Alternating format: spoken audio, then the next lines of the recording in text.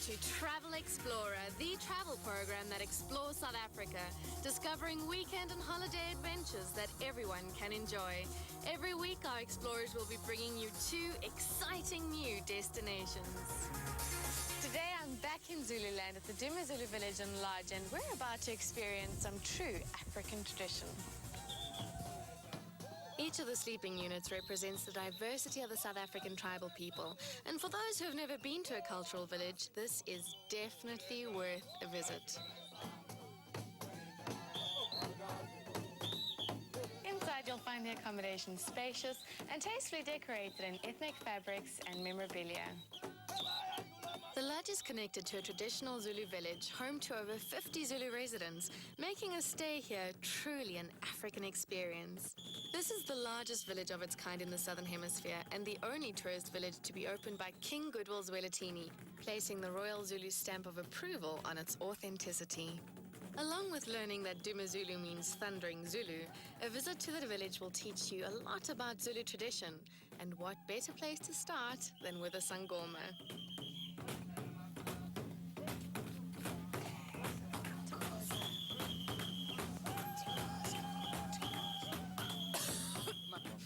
Having coughed and splattered my way through the traditional preparations, the sangoma scattered the bones, and what he had to tell me about myself was pretty close to the mark. Unfortunately, I'm not due for any mishaps in the near future. Having been told my fortune, it's time to move on and watch the women at work weaving baskets in the traditional manner. The speed and dexterity with which these ladies plait and weave makes it all look so easy, and the finished product wouldn't look out of place in any home.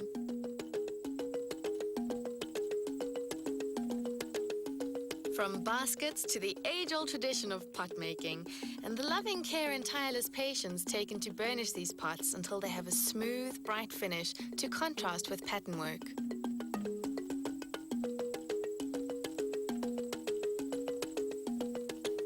Then, of course, there's a sight familiar to all South Africans, and one that's starting to appear all over the world since South Africa joined the global community. Intricate and beautiful Zulu beadwork, which I'm attempting to do. In case you're wondering, that was an attempt to express happiness, African style.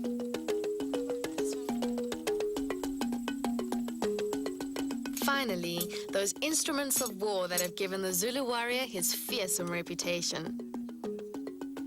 And identifies him from all others, the hide shield and spear or assegai, coupled with a demonstration in stick fighting. Having seen all these items in the making, you can come here to the curio shop and take home a gift with a difference for a loved one, or simply take home something as a reminder of a memorable visit. If you want to see someone literally commune with nature, there's the man with the unbelievable ability to call the birds. Orange-breasted shark. Gorgeous bush shark. Black-crowned shawcrab.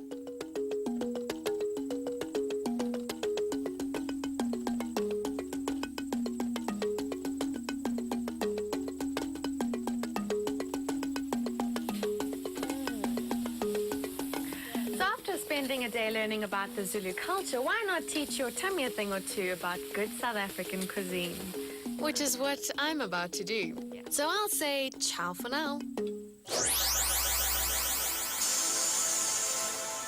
Today I'm at Sidwala, which is one of the oldest dolomite caves in the world. From Pretoria, take the N4 towards Nelspruit, then turn left onto the R539 to the caves themselves. This is Robert, who will be my guide for today. Now, Robert, I understand that this is one of the oldest dolomite caves in the world. That's right. It is one of the oldest caves. It's got a lot of history to it, you know. For example, like the Swazis lived here 200 years ago, which is quite interesting. As well, the cave was used as an ammunition depot during the Boer War. So, I mean, if you come into the cave, it gives you a sense of history that you can be part of, in a way. And now we were speaking outside, so if I was to stage a rock concert in here, would there be any risks involved? Well, I tell you, it would be a lot of fun, but unfortunately, the vibration of the music would probably be too much vibration for the rock to handle. As you move through the halls and corridors, you pass weirdly shaped, illuminated stalagmites and stalactites. But the sheer grandeur and majesty and color of it all is awesome. The flows and twirls of the formations show nature off at its artistic best. The cave is truly worth a visit, and you'll take with you an experience you'll remember forever. Wow. Robert, thank you so much. That was fantastic. It's a pleasure. Anytime. The cave is open 7 days a week from 8:30 to 4:30, and there are guided tours available every half hour. Or you can take the 5 to 6 hour crystal tour, which is pretty scary because you crawl through a lot of tunnels, so it is for the more adventurous. Rob, fantastic. Thank you so much. It's a pleasure. While at the caves, you can pop next door, step back in time with a visit to the dinosaur park. Entertaining as well as educational, these dinosaurs are life-size and scientifically accurate, showing the development of life on this planet. Starting with animals as diverse as the ancient amphibious reptiles, dinosaurs, and extinct mammals.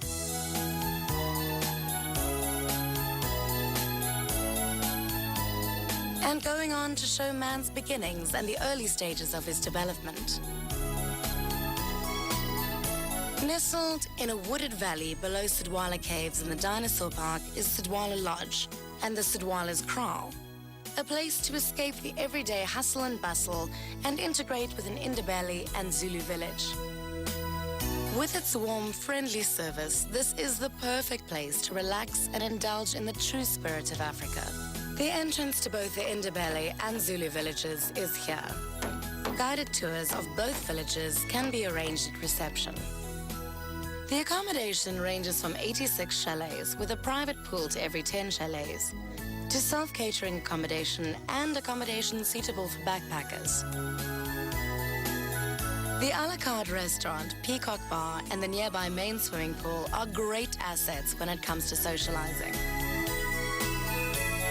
And for the more active, there's a fully equipped sports and recreation center with sauna, steam room, gymnasium, squash court, and much more. The Sidwala Lodge is ideally situated for access to some of the many tourist destinations in the area, such as the Bladder River Canyon, God's Window, and the gates to the Kruger National Park. After the break, I'll be back with veteran cars and some delightful glass ideas.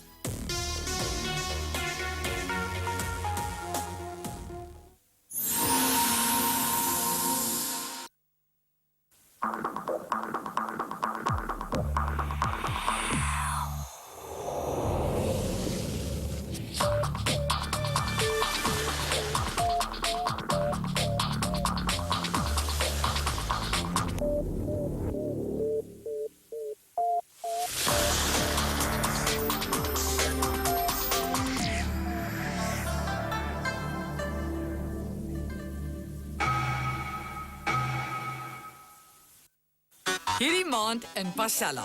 Ons vier die winter van ons lywe af en vier die Olimpiese spele met 'n Griekse partytjie. Kuier by Aldebbo, die man met die groot oë wat die land al baie jare laat skaterlag, en ontdek die wonders van die Helderberg area en die Namibiese veld. Eet veldkos en veldrif, slaan penne in by die finaliste van die pendoring kompetisie en pendel saam met pitstops en Nina Swart. Elke Sondag aand om 6:30. Pasella, 'n jamprogram vol lekker leef.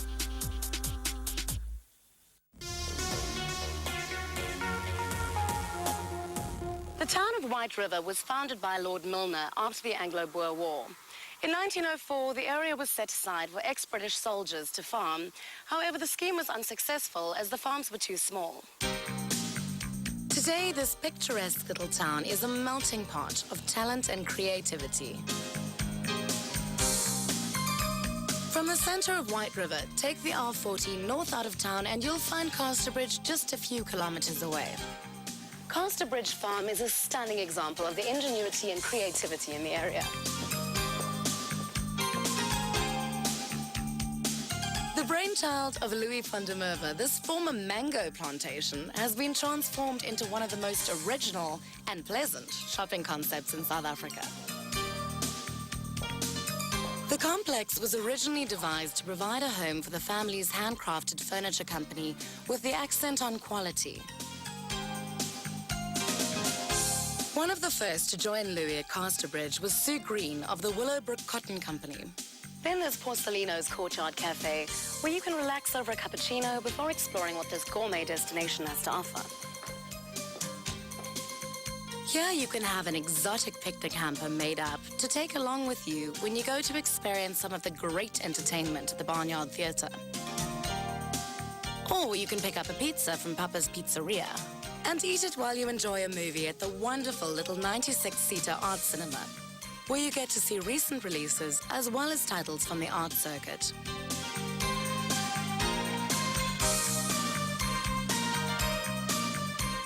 Over the past 5 years, the White River Motor Museum has become a growing attraction in the Mpumalanga Lowveld. Due to public popularity and a growing collection of vintage and veteran cars, the museum is in the process of expanding. Due to be opened a little later in the year, this 2-level museum complex will now incorporate a section on the local history of White River. With me, I have the mastermind behind the Casterbridge Farm and the Motor and History Museum. Hello, Louis. Hi, Marianne. Now, I'm giving you all the credit for this, but apparently your parents have also played a big role in this. Yes, they have. My dad, I inherited the love of history and old motor cars from my father, and my mother has been responsible for all the beautiful gardens here. And they really are lovely. And now tell me, is this what you would call a vintage car or a veteran car, and what is the difference? Well, I'll tell you the difference between a vintage and a veteran car. A veteran car is any car built up to the 31st of December 1918, and a vintage car is any car built up to the 31st of December 1930. So, do you think I can take one for a spin? I think we can organize that. Swish. Now, this is my kind of car. I was born to drive something like this.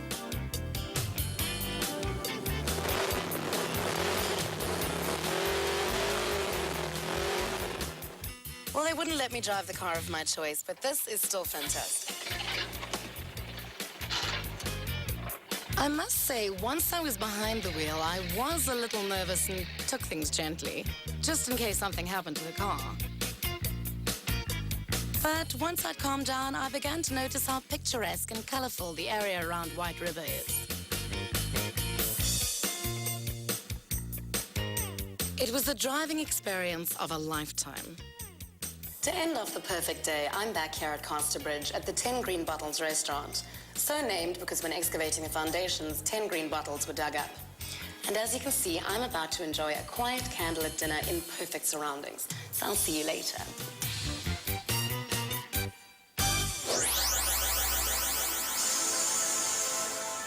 Travel north from the Hluhluwe section of the reserve to Umfolozi and the Sontuli Loop, and you'll find yourself right at the heart of Zululand and what was once the royal hunting grounds of the great Zulu kings, including Shaka.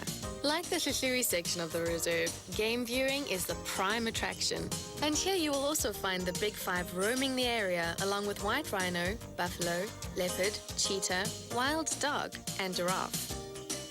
This is the Umfolozi section, and here you can find anything from tented camps through to lodges. This is the Impila camp. It is entirely self-catering with 12 single-room chalets, each accommodating 4 people, as well as tented accommodation. The ablution blocks are communal.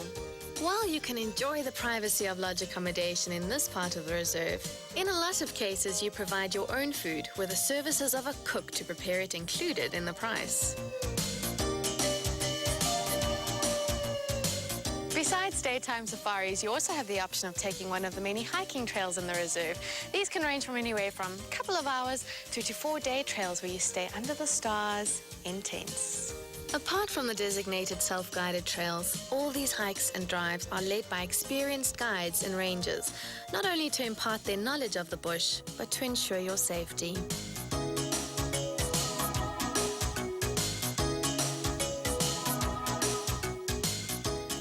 I'm just outside St. Lucia Village and heading towards the Wetlands Park with Charles. Hi, Charles. Hi, Olivia, and welcome. Thank you so much. Charles from Heritage Tours, and he's going to be taking us on a night drive where we're going to see chameleon and other such things. So, Charles, what exactly can we expect to see? As we talked, Charles said not only could we expect to see chameleons, we are also likely to come across bush babies and other nocturnal animals. He also said that in the past he's come across hyena, jackal and hippos out of the water on food foraging trips. Not to mention, of course, cute little faces mesmerized by the light. Then I saw it, my first chameleon.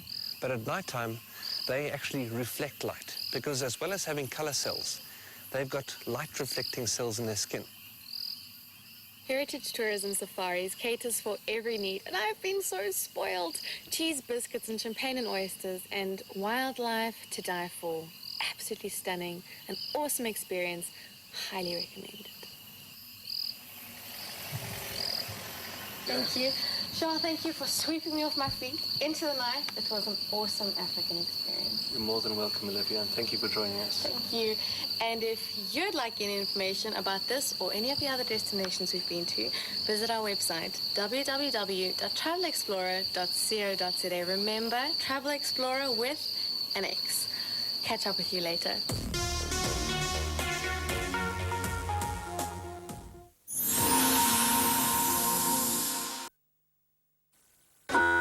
Attention, ladies and gentlemen, please prepare yourselves for the following arrivals from Athens on SABC2 and SABC Radio.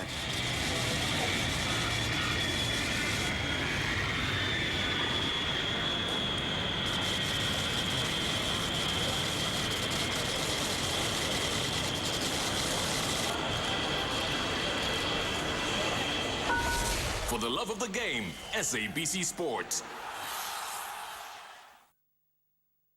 Which soccer ball is better? This one or this one? If you pass this soccer ball to a friend, he will probably pass it back. But if you pass this ball to a friend, he will never pass it back. Let's do now. Score the flavor. Next on Seven de Laan. So wat jy eintlik vir my wil sê, is dat Vanessa tot wie weet wat se tyd in die aand uitbly. Ek weet nie veel van wat sy doen nie. So met wie lees sy dan in die strate rond? Ek weet nie, ek ken nie die ou nie. Oh, wie is die ou? Seker iemand wat sy ontmoet het, ek weet nie. My kind, kuier tot laat nag saam met een of ander hierdjie en ek weet niks daarvan nie. Seven de Laan, Monday to Thursday, 6:30 on 2.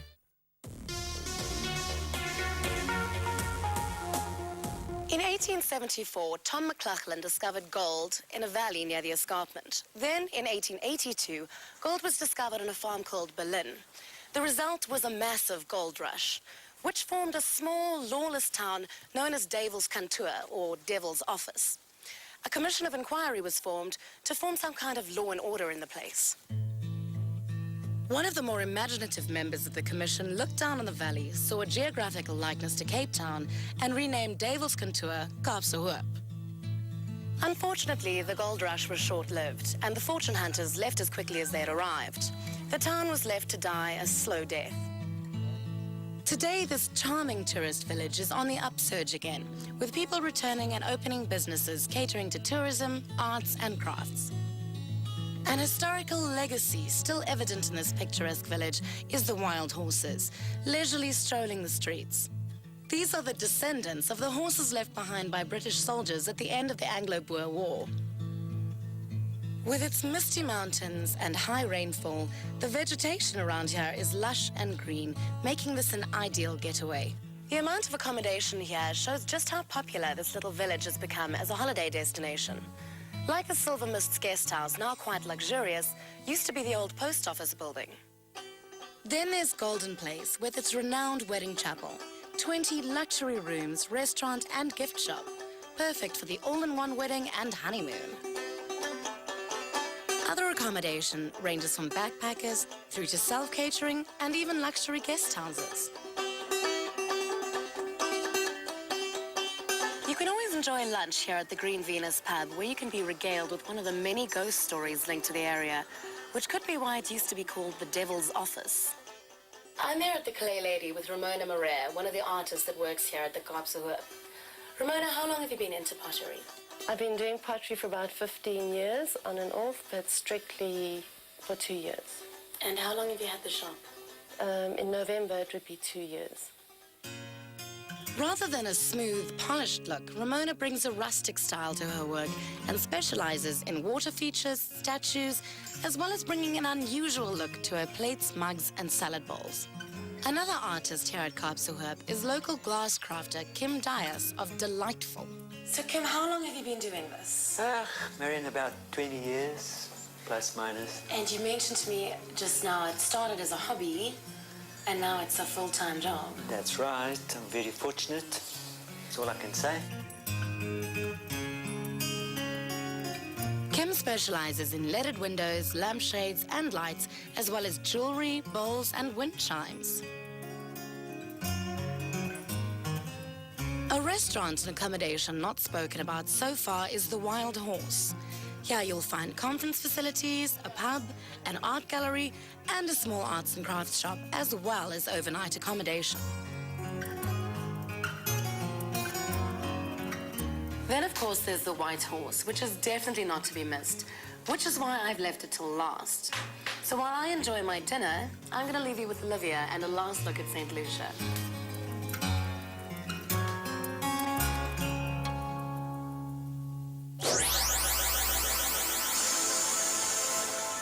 My last adventure here in St. Lucia today is going to be on St. Lucia Lake in a kayak with Kayak Safaris. Hi, Alex. Morning. Pleased to meet you, Alex. It's a beautiful day today, and your team's going to be taking me out on the lake. What can we expect to see once we're there?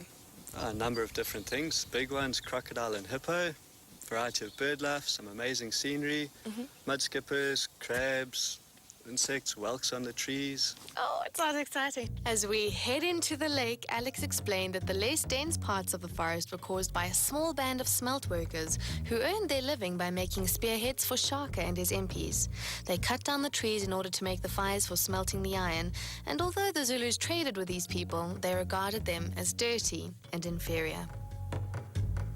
Both the elephant and Shaka in his day crossed the lake at its narrowest and shallowest point, known as Brody's Crossing. Heading into the mangroves, Alex explained that the white mangrove is a pioneer tree.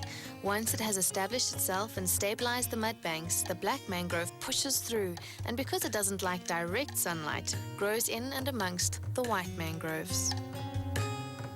The mud skippers, small fish, hops around on the top of the mud surface. They feed off the organic matter that's on the mud, algae, seaweed, things like that. Fiddler crabs, very distinct. And the males, the one pincer is very much enlarged. They live off the leaves of the white mangrove tree. The estuary itself ranges between being saltwater and freshwater. This is because saltwater is pushed in at high tide while rainwater feeds in from the river and is pushed into the estuary and out into the ocean. Just finished an exciting kayaking trip to Mapalan, and now I'm going to go and find out what other adventures are in store. Hi guys, how's it going? Hello, Olivia. How's it going, Olivia? Great. This is Rob and this is Phil. And these two gents are taking me in those on an exciting adventure back. Tell me more about it, Rob. That's correct, Olivia. We're going on an awesome off-road adventure on our way back through a couple of rivers. It's going to be great fun. Woohoo! Should we get going? Let's go. Great. Mapalan is the southernmost camp in the Greater St. Lucia wetlands and is popular with both ski boaters and anglers. Covered in a lush canopy of enormous trees, this is home to more than 200 species of birds.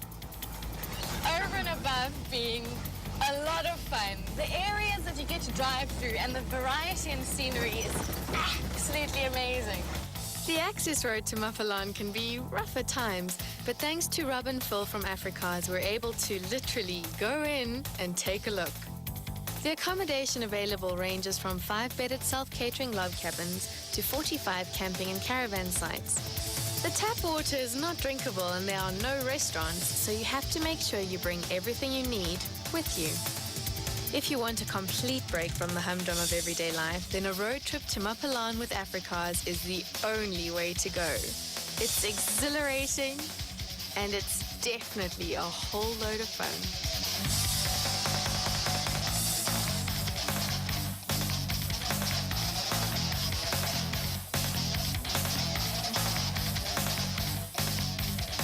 My last adventure here in St. Lucia is to tour the wetlands on horseback, and what a fantastic way to round off a great visit. Fortunately, at this time of year, the crocs are pretty sluggish and the horses don't seem to be at all nervous. But before I head off to enjoy the rest of my outride, I'd just like to say a big thank you to Anton Roberts of African Wanderer Tours and Safaris and St. Lucia Kayak Safaris, Andrew Zalumis of the Greater St. Lucia Wetlands Authority, and Jeff Gaisford of KwaZulu-Natal Wildlife, all of whom have made this trip possible. From me, it's bye for now. Until next time.